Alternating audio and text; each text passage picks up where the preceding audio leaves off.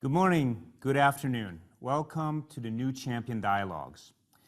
We will focus on how SMEs, small and medium-sized enterprises, can support and drive positive social, environmental, and economic change. My name is Olivier Schwab. I'm Managing Director at the World Economic Forum, and it's my pleasure to open this session entitled Championing the Entrepreneurial Agenda. As you might know, the World Economic Forum has long been at the forefront of recognizing the strategic importance of sustainable value creation for businesses.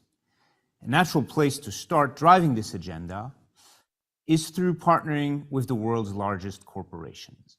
Yet, SMEs, small and medium-sized enterprises, represent about 90% of all firms globally, and about 70% of employment and of GDP, according to some estimates. So at an aggregate level, these businesses play a significant role in enabling and shaping the nature of growth, innovation, and sustainability of our global, regional, and local economies. It's therefore essential that small businesses and medium-sized businesses are future ready. In other words, that they simultaneously are able to achieve high levels of growth, but also positive social impact. In order to do this, they have to be highly adaptive. Today, you'll hear from representatives of the Forum's New Champions community, a group of mid-sized companies championing new business models, emerging technologies, and sustainable growth strategies. In other words, good examples of adaptive, future-ready businesses. It's my pleasure to introduce your moderator for this session, Liu Tian, who is Managing Director of the Economist Group for Greater China. Liu Tian, the floor is yours. Thank you, Olivia, for the introduction. And good morning, good afternoon, and good evening to all our global audiences. It's a great pleasure to be here. This is our first session of the entire greater session here. And I hope you're just as excited as I am just to kick off the conversation with our four brilliant speakers. So the session today is on championing the entrepreneurial agenda. And I'd like to remind you that this session will be conducted in both Chinese and in English. If you look at the bottom line, somewhere in the middle, there is an icon of Earth. So that is where you go for the interpretations. So look forward to hearing from you. Now, I'd like to first quickly introduce our four speakers of today. First, we have Mr. Chen Xiaohua, who is the founder and CEO of Daojia, a company that uses AI and digital technology to disrupt the traditional home service industry in China. 待会儿我们的第一位嘉宾是陈小华先生，他是道家。Our first speaker is Mr. Chen Xiaohua, founder and chief executive officer of Daojia from People's Republic of China. The company uses AI and digital technologies to disrupt the household services sector. Welcome. Xiaohong. Robert Xiaohong is the CEO of Perfect World, a company that specializes in metaverse, in gaming, and production of motion pictures and TV series. Xiaohong先生是我们今天的第二位嘉宾，欢迎您。完美世界。Robert Xiaohong, Chief Executive Officer, Perfect World from China, focusing on gaming, TV, and film, and metaverse. The CEO of UEarth, a company that specializes in air purifier. And she is based out of UK and Italy. Welcome. Last but not least, we have Michelle Baker, CEO of Mozilla, who is a nonprofit open source operations. Welcome to all of you. I'd like to start our conversation today with a general question that goes to each one of you, which is, in the ever more competitive industry and world that we live nowadays, what innovative and transformative initiative have your company taken to make sure that you stay ahead of the competitive curve? And when you have to look ahead in the next decade or so, what kind of visions do you hold for your company and for the industry, especially in the era of COVID? Can we start with Mr. Chen Xiaohua? Thank you. 非常感谢主持人。Thank you very much, moderator, for the question. We are focused on improving the household services industry here in China. I am very pleased to be here, especially having this opportunity to talk to you about China's household services sector. There has been profound changes in this industry already in the past 30 years or so. The household services sector are dominated by micro-sized enterprises. On average, they would have a handful of employees at most. But today, with digital technologies, we now have more than 1.5 million people, especially women, working on the platform. But the biggest change we brought was to bring this entire sector onto a digital platform, making it a scaled economy, and that change is profound. So in the first tier, we brought these small micro companies into large-scale world companies, and then we provided a digital platform, digitalizing all links on the industry chain. And especially today in COVID times, the mobility of people and face-to-face exchanges had been impacted. But because of our large-scale platform, employers and service providers can still conduct interviews, recruit, sign contracts, and also look at health reports, looking at credit records, and make payments online. So all of these links now have been 100% digitalized. We have also made linkages to the insurance companies.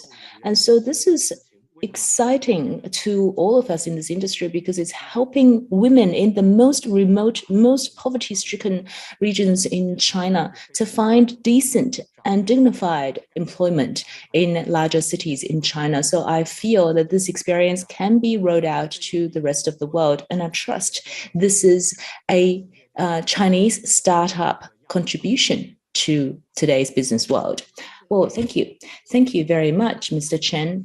You have shared with us some very exciting phenomenon in this industry. So in the next couple of years, looking at the transformation of this industry, especially digital transformation of this industry, what is the most exciting growth engine and what is your biggest concern?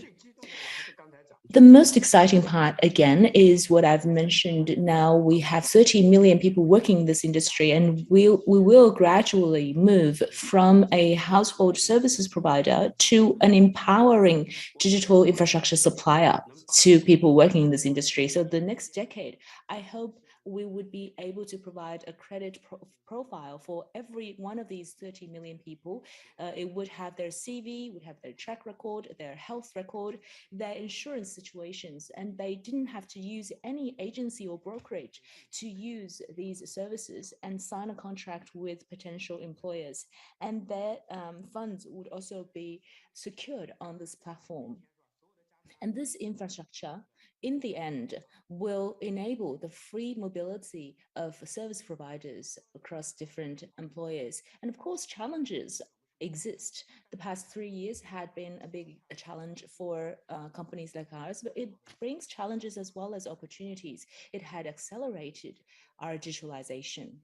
In 2020, when COVID just hit, we moved our training and interviews online, and this was very quickly popularized. In the past, employers want to go to a physical office to look at the service providers, to have face-to-face interviews, but now they are more adept to conducting interviews online. And in the past, we have paper-based health reports, for example. Now everything's paperless. So we have gone through the test of COVID-19, and this will make us stronger. Well, thank you very much, Mr. Chen. Crisis is also an opportunity. Thank you very much for that. I would like to give the question to Robert. Now, you are in a company that covers many different industries, really. So technical transformation, how can innovation give you a continued competitive edge in your industry globally? There are several very important points. One is technology itself. Because we provide different services and products in the digital space, The technology itself is core to our development. When we have core technology, how do we use it to enable and empower our product? This is a very important point as well. And for a long time, we have been focusing our energy and resources on this point as well. So we're by nature a technology company. The second, it is to do with content, film, gaming, or TV content. All of these are content that has a storyline.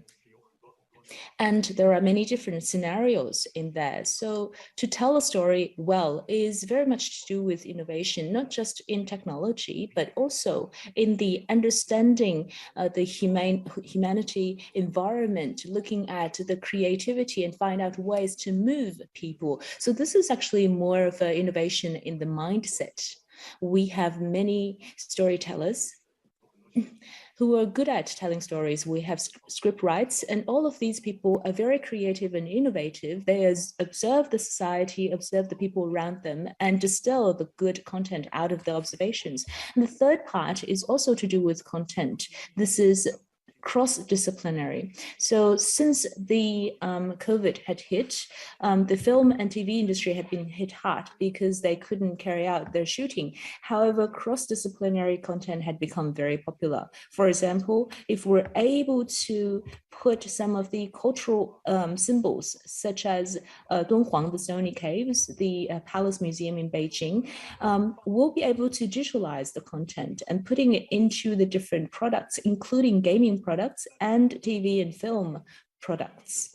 On the one hand, it would enrich the contents, bringing more content and cultural symbols into our content. On the other hand, we find technical solutions to realize things that we weren't able to do unless we go physically. For example, you have to go to the Palace Museum to look at the museum itself. But now you can go into a game, and in a 3D scenario, you can experience it. So that's also interdisciplinary. In another aspect, we've done quite a lot using our technology into education. It's still quite small scale now. Children like to play games and didn't like to study. And I believe you're the same. I was like this when I was a child. So we didn't enjoy learning. But now if we were able to make the learning of Chinese characteristics easier for the children, because it can be very difficult, we would build in little incentives into the games and making the learning process fun. And this would make it easier for the children to remember the characters. And that's also cross-disciplinary. So we wanted to use that to keep our advantage in competition. Well, thank you. Thank you, Robert, for that. So I wonder, you work in air purifier. Has COVID made any difference to your life and to your company's life? How do you see the difference? And I know that you also work on a metaverse app to help the world raise better awareness.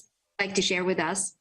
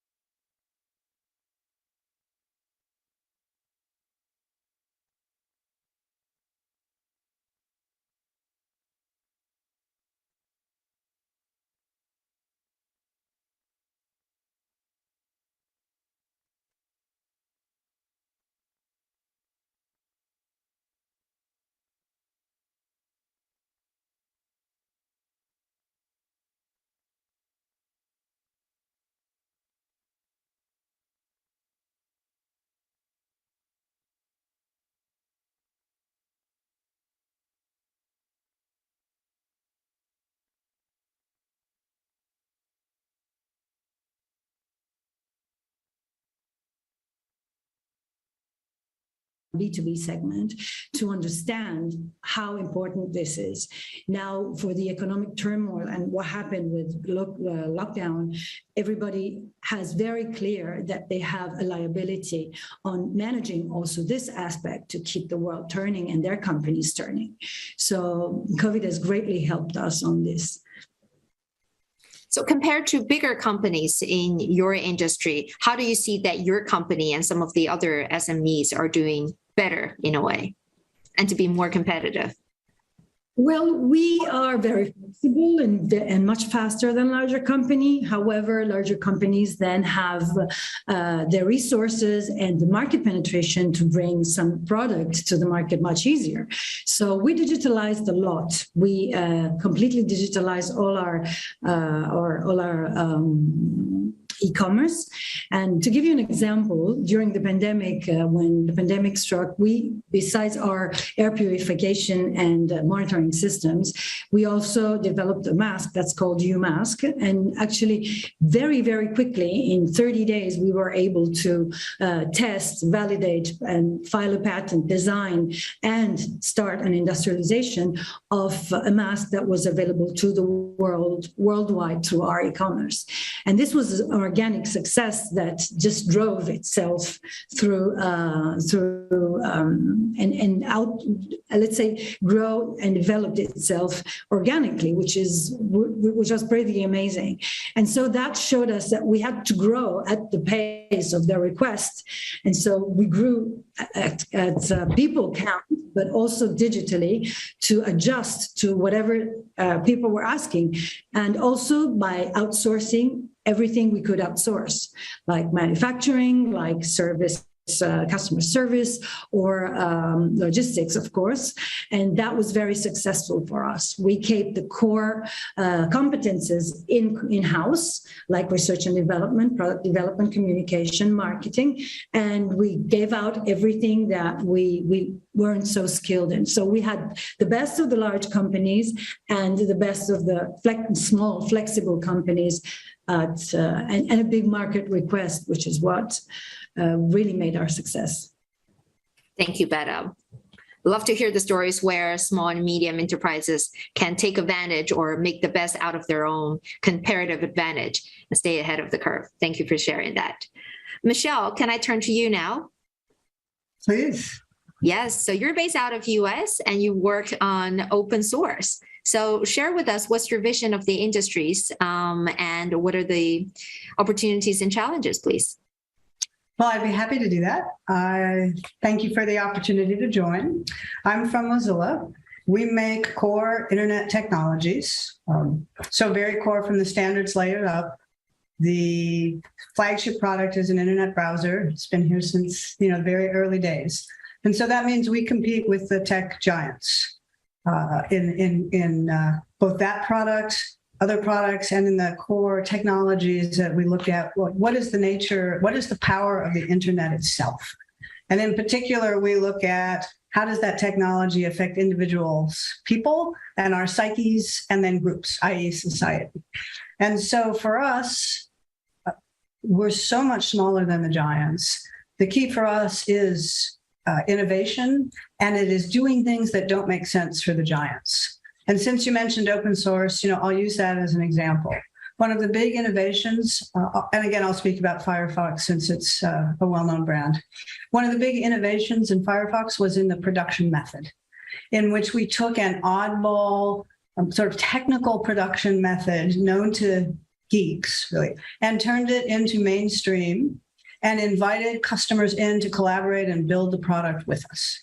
That was called open source. It became mainstream in our parts of the world, in the consumer internet through our product, in which the product was successful in the market and it caused an explanation of what is open source. So crazy for the giants of their time, but a method that made sense for us because we could do something different.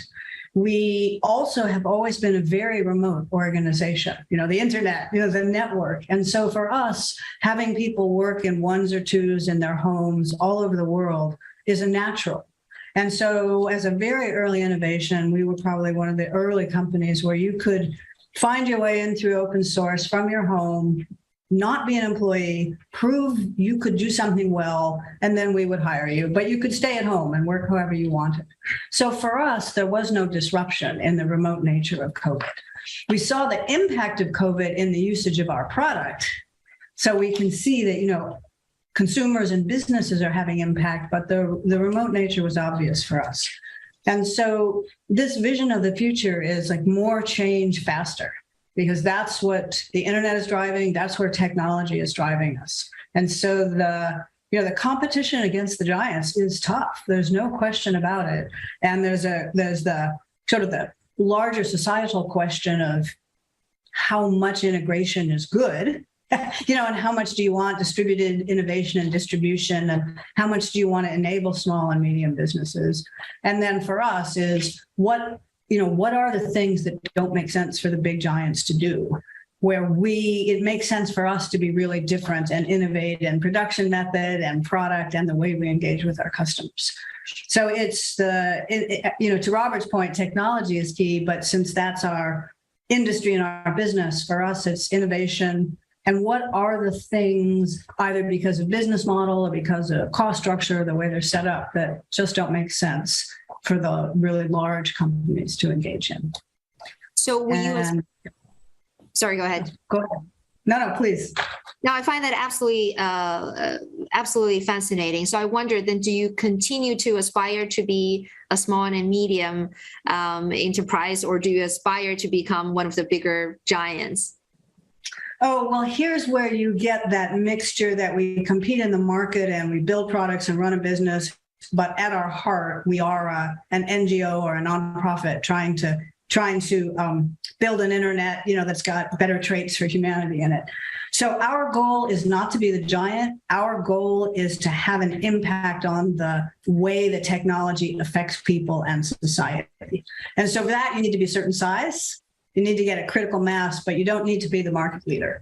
Our product, Firefox, was generally credited with changing the nature of the internet in its very early days, from the 1.0 to the 2.0 version. But we never had maybe more than 30% market share ever, at the most. And so that is our goal, is to have that kind of impact, to show technology can affect us differently than it does today. And through the market, have people choose that and demonstrate it's something they want. Thank you for sharing that, Michelle. Thank you all for your absolutely fascinating insight. Next, I would like to throw out a question and would like to invite whoever is interested to participate in this particular one, which is, we are looking at a world that's possibly going into an economic recession in the next year or two. How does that mean to your company? Are you concerned? Are you still confident? Are you making any plan to adjust to that? 肖总和陈总，我刚刚问的一个问题是，现在全世界的 Robert and Mr. Chen, I was just raising a question regarding the worldwide concern on a possible onset of recession, the increase of prices of commodities such as grains and energy. There are geopolitical issues and technical issues. One of the biggest concern is that in the next 1 year or 2 years, there might be a recession. So for the two of you, recession, is it a real possibility? Are you concerned? Are you prepared? Making some adjustments already? 我先讲讲我的看法。 Okay, I would like to share my points first. Looking at recession, there's a high probability. Looking at today's world, we can see US is sunken deep in the inflation. Europe has a war. China has a problematic supply chain, which is also somewhat to do with COVID. So the major economies are going through major changes, and that could cause economic turmoil and increase of commodity prices, such as oil prices. All of this would impact on all of the industries, including ourselves, even though we're just a tech company. But in that environment, this is also a test for a company to see whether it has determination and can focus in its own core competences. And I feel SMEs, so medium to small enterprises, actually it's a double-edged sword. On the one hand, they're very agile. They can change very quickly. On the other hand, it doesn't have as much resource as the major companies. So in that process, they must rely on their agility, find the correct direction, and focus all of the resources in this correct direction. And to us, this would be the core competences: technology, innovative content, and interdisciplinary mindset. All of this would be key to our industry, the culture, entertainment, and content industry. it needs to be empowered by technology. Over the past many years, fact has shown us that we do have a strength in these aspects, even though we cannot compete with the major players in the sector, but we are playing a leading role in certain niche markets. So I feel going forward, there is great hope. As long as we can focus on our competences, create good products, we will have users and we'll reap our own gains, commercially or culturally. Oh, thank you. Core competences and core products. Okay, I will say a few things as well. From my perspective, every era brings with it its own risks and opportunities. And I think going through COVID, some of the mature entrepreneurs like ourselves will become more resilient because we have a stronger sense of mission, maybe even stronger than those more peaceful times. The real entrepreneurs are courageous in the face of challenges. So I am more confident for the future, even though we're only a small company, but we are a leader in this service sector in China. And we are actually where the hope lies. So colleagues in our companies facing the uncertainties brought about by COVID had been more resilient. And today, Chinese companies find it more difficult to gain US dollar financing, but we don't care. I have a company that had gone to Hong Kong to become listed in the Hong Kong exchange. My aspiration will not change. My drivers and my household service providers can go to even the New York exchange. Well, thank you very much. Sense of mission and aspiration. Can I also ask you, in the long history of your entrepreneurship, do you have the darkest hour story, or did you have moments where you wanted to give up? Actually, it's quite simple. When I started a company a second time, I realized that this is a company that requires a lot of hard work. And investors had asked me why I wanted to go into a sector that's that difficult. I said, well, coffee is popular because people like the taste of bitterness in it. I think this is where the aspiration comes in. My aspiration is to help the ordinary poverty-stricken rural women. They need to have more dignity. They need to have a better employment opportunity. They need to have a better social safety net. And you have 20 to 30 million rural women in China who have gone to the cities to seek opportunities. They don't have skills. They don't have knowledge. You would have a very strong sense of mission to provide help to them. So when situations become difficult, you would know that your initial purpose was for the public good. You're actually trying to change other people's lives for the better. And I am a serial entrepreneur, so I am used to facing challenges. I don't care about it that much. I'll just do what I am good at. Well, thank you very much for that. You're concerned about a possibility of an upcoming recession? Yeah, well, actually, the recession is the least of our problems. As we see it, we have ahead climate change, which is a very big problem. And it's like everybody is kind of focusing on the short-term problem, whether the long-term problem is much worse. So we have to get ready to live in a world where continued disruption is the core. And we need to navigate looking the horizon very, very far. So to us, it's a matter of raising awareness on people. People have no voice in this, have no action in this. Sustainability to us and ESG is very important, and many other things other than CO2 equivalent should be addressed. Things that make life better for people and are in the here and now, because the human race will probably not survive climate change, but the planet will. So it's about making our human race stronger and understanding where we are making mistakes. So for us is making this more social.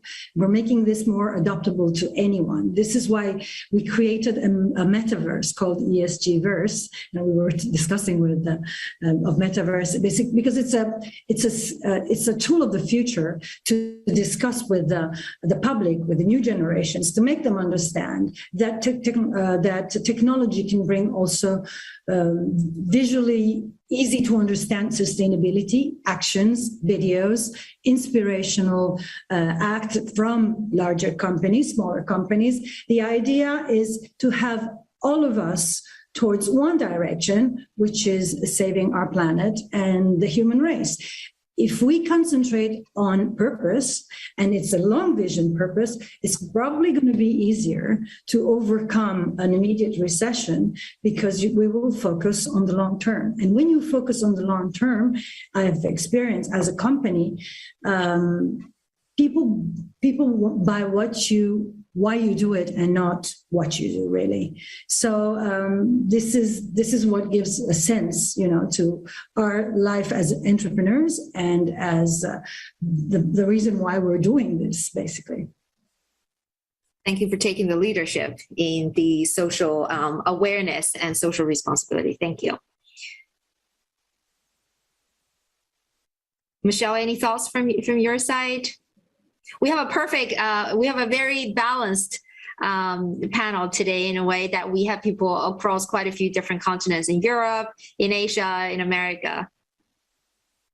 Well, I think I'll build on the last comments and say, yes, we want our business to be sustainable in the long term. We run our business, we're a little unusual. Our business is a tool for the purpose. So we're partly business and partly purpose and mission at the core. So we want to be sustainable as a business and to figure out business models and understand our customers and provide value now so that we are sustainable. And so economic conditions are clearly on our mind. But the long-term piece that we're interested, our business as a tool, is to try and build technology with a more focus on how does it impact the individual and society. And so our structure lets us, we want to generate revenue and be sustainable. We're a business, but our main goal is to do that in order to build an internet that has more of the traits that we want in it. And so those long-term questions are the biggest ones for us. Although, of course, as you say, in the short term, you can't ignore what's actually happening. Thank you for sharing that. That sustainability goal is quite important. I love how each of you have touched upon this from different perspectives. And let me try to sort of pin it a little and share it back with you, which is some of you have touched upon the vision, some of you touch upon competitors, et cetera. So going back to that core where Chen Song was talking about the true scene, the very initial mission that you had in mind. I wonder, how do you all started? And how, have you always been able to keep on this trajectory, or have you had to be more agile and change it somewhere along the route? Yeah, 我觉得每一个人其实每一个公司啊， I feel every company must start with a mission statement of the founder, but that mission statement must become the corporate culture, so it becomes the mission statement for everyone who joins later. Our company wants to provide the best content for our users, and using technology, we wanted to create an evolution of contents, making it more advanced. So that aspiration has never changed, and there are several pillars to that aspiration. We feel we're a technical company, and we're basically nerds in this company, geeks. And what we wanted to do was to have this core, which is technology, and build upon it. Technology can be very powerful, but you need content to support it. And the content actually changes as the population changes, the market changes, environmental changes, or the times change. So the technology and content are actually two wheels on the bicycle, and the two wheels will support our aspiration going forward, using our technology to create long-term premium content for our users, things they like, and great experiences for them. Thank you.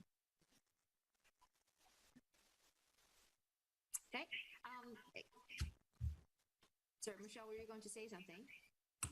I'm waiting for your direction. No, I think Michelle touched upon a really interesting perspective, which is that she was talking about the sort of the bigger sharks in the competition. I wonder how that affect other corporations as well. Do you anchor them? Do you look at them? Or you always feel that the mission is more important and do what you're best is the thing that you should focus, whether it's Michelle or anyone else? 我觉得我们就是确实不太关注大企业做。We don't really pay attention to the big sharks because they were born in their eras. What they wanted to do is to solve the problem in their times. For example, P&G would deal with detergents. But for us, we were born in these recent years. It's the emerging of Chinese services sector. It's the emergence of Chinese middle class. And there are many Chinese women who didn't have a good employment opportunity. And these are issues that are paid attention to by companies that were born recently. When there are big problems, entrepreneurs will appear. They will try to find solutions to these problems. So entrepreneurs could actually go beyond cycles. The spirit of entrepreneurship could actually go beyond the shadows of recession. Every day there are new problems and we are problem solvers. I believe all of us are problem solvers, otherwise we won't be here. So we don't pay attention to the big sharks. Every company is a product of its times. I don't think there is a second company in China that are paying this much attention to household services. And we chose this goal to serve the 30 million people, 30 million women, for them to find dignified employment. Before that, I didn't see any major company that are making it their task to find employment for rural women. Alibaba, Tencent, they're not thinking about this issue. Of course, they are great companies. They have their mission statement, but it is different to ours, and the outcome would also be different. Well, thank you for that. I think that's wonderful what Mr. Chen said. I am a user of Mr. Chen's as well. I am not one of the 30 million people that he is trying to help, but I have used his services many times and the experience was great. I believe this is a great niche market because he himself is now the big shark in this racetrack. So he doesn't have to pay attention to other people. But from my perspective, small to medium enterprises or micro enterprises, when they're working in a large niche market, it doesn't matter whether or not there are monopolies by big sharks, because in our industry there is big shark monopoly. We need to focus on what we do, but at the same time, we also need to pay attention to what the monopoly players are doing. The big sharks, what are they doing? Competition is something you cannot avoid. I won't name names here, but in this industry, we do have major players whose shadows is cast over the entire business sector. Of course, we must learn from them, but we can't become them. So as we analyze their business logic and look at what they do, we would make adjustments to our tactics in the short term. We won't change our long-term strategy. This makes us more agile so that we won't be eaten up by the big sharks, and we would choose our battles wisely. We must avoid confronting them in an area where they have clear strength over us. We need to find a space where we can coexist with each other. In our industry, I think this is more clearly seen because monopoly position is very, very clear in our industry. And for SMEs, this would mean profound impacts. So we must pay attention to what they're doing, what they will be doing. Thank you. So perfect world, really.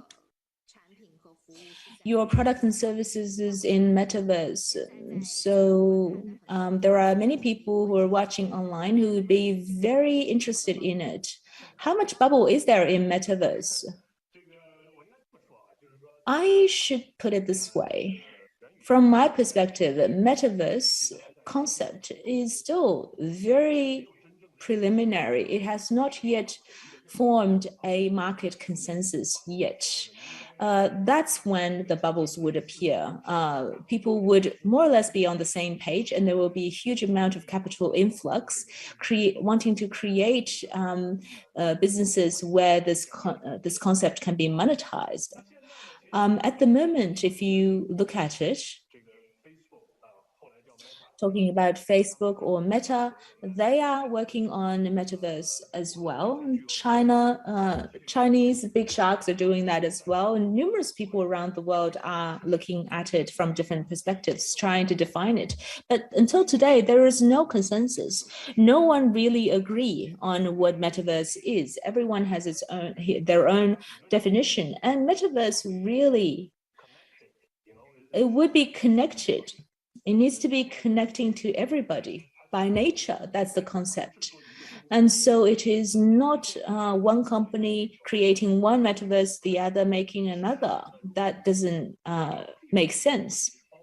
For a complete metaverse, it would have many different brands, many different products, but everyone's working on the same standards and the same technical platform. So for us, it is very simple, and we want to create some technologies and create some content based on the technologies, and the content we want to be changing it using software and hardware, creating entirely different experiences to our user. And this is what we're trying to do. Of course, different people and different companies will have different ways of trialing it. And to answer your question, in the early stage, even though we're seeing some capital, but we are not yet seeing huge capital influxes like with VR, AR, or when O2O had started. There was a huge capital influx because people had agreed that that was an area for future development, and there is already an agreed set of standards. There is no such thing yet for metaverse. Maybe there will be in the future, but in the early stages, this is a period where there is an abundance of innovation. Different people have different ideas. So if more people wants to join, that's a good thing in my head, because people then can bring in unique and refreshing perspectives, and that would make the future metaverse more clarified and more enriched. Oh, thank you very much, Robert, for that. 我们时间其实是有限呢，在我们结束之前呢，我想让每一位跟我们再分享一下未来最大的一个愿景啊，不管它 order for your company to be the world leading company in that particular industry, what are the top 3 things that you would do? Can I ask each of you to keep it within 30 seconds? Thank you. Any volunteers? 还是陈总先吧。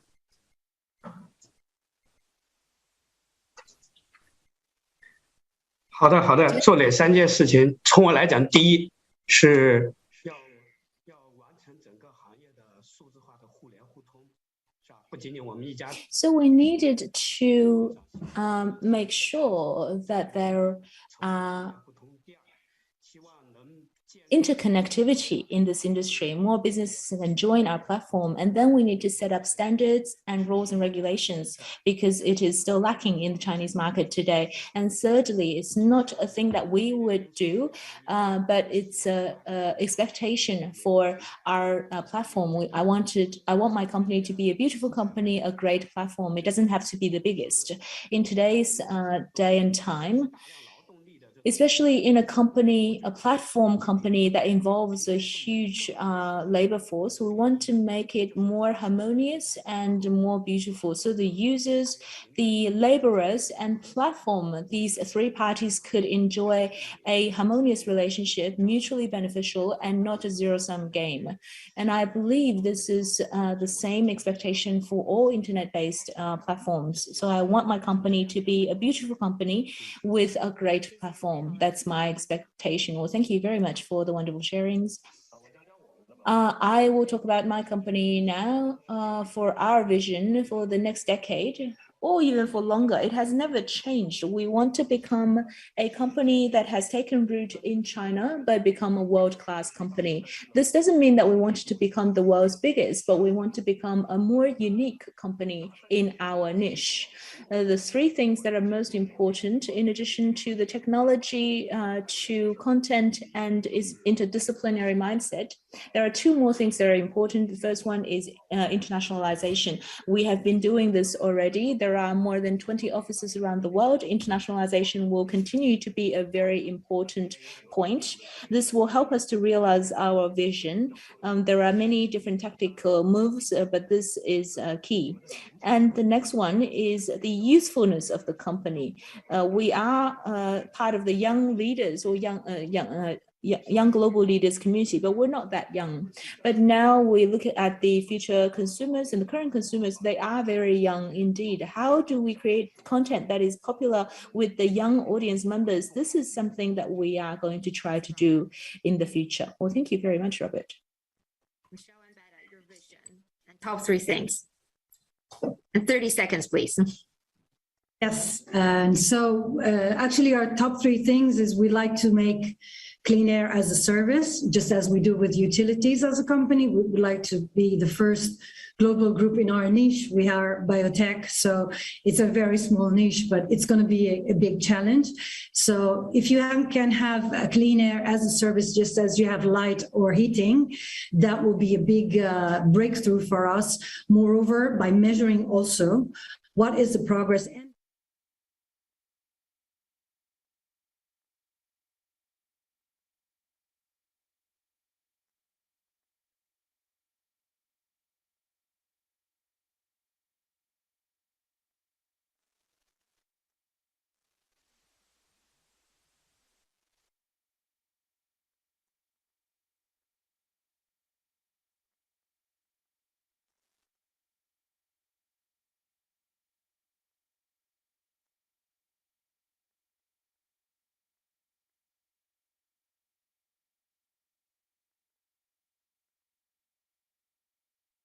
that's sustainable and that generates value to customers and that competes in the market. And so that vision of a better internet, one that is safer and more secure and we're comfortable with our kids and we have some understanding of what's happening and, can create things ourselves and participate in some decision making and what are the products and how do they work is an ongoing vision. And the three things that we do for that, we build products, we build communities of people who participate, and we aim for and encourage and support good policy that encourages competition and choice and safety and protection for the individuals. Thank you, Michelle. And thank you to each one of you. I wrote down some of the keywords. So thank you for the inspiring sharing. Thank you for your dedication to the harmonious society, for the being agile and being resilient and to raise the awareness and to be sustainable and to be innovative. So with that, thank you so much for today.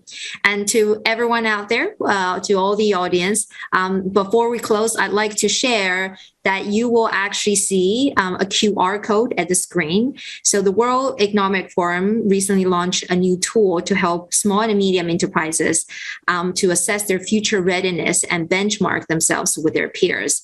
WEF would love to enable and help smaller business uncover their strengths and potential gaps, as well as to become the new champions of tomorrow. So I would highly encourage you to scan the QR code displayed on screen and find out more about individual companies' future readiness. And with that, thank you so much to each of the panelists, and thank you to our online audiences. I look forward to seeing you someday in person. Thank you. Thank you. Bye-bye.